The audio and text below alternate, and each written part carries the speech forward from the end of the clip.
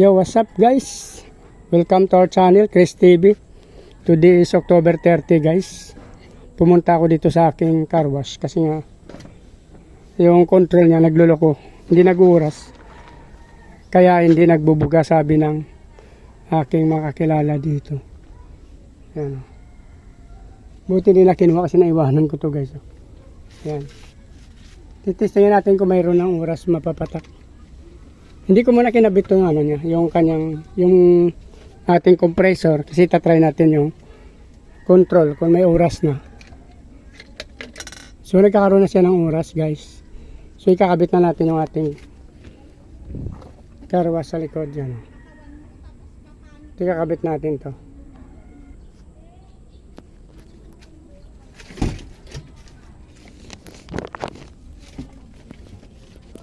So yun guys, hulugan natin. Sinsya na kayo kasi magulo kasi wala tayong tagahawak. Hulugan ko muna guys. Yan. Kaya na baka magpasmitan ang ating makina.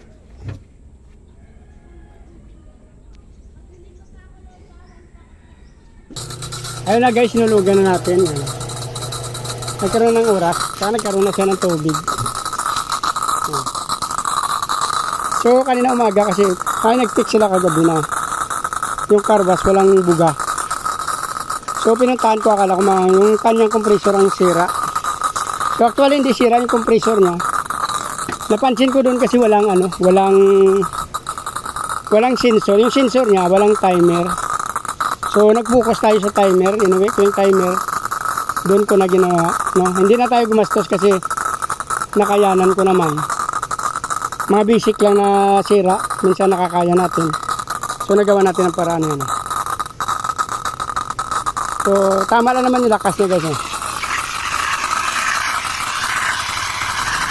So okay na to. Antayin na lang natin kung mamatay siya. Yung lakas niya sa yung timer, tama naman timer.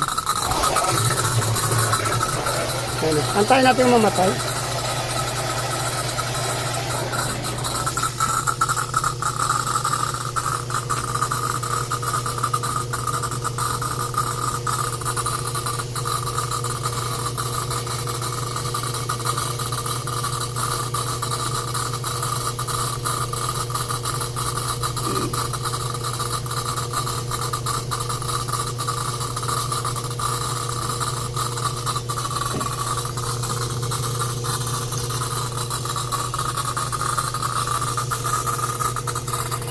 Ayun guys, malapit natin kung mamatay.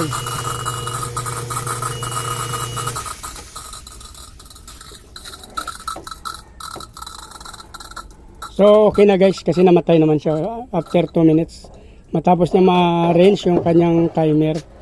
So ibabalik na natin to sa posisyon. Hindi ko po muna siya binalik doon. Diyan sa kanyang ano. Kasi nag-testing pa tayo kasi parang niya tayo magbaklas.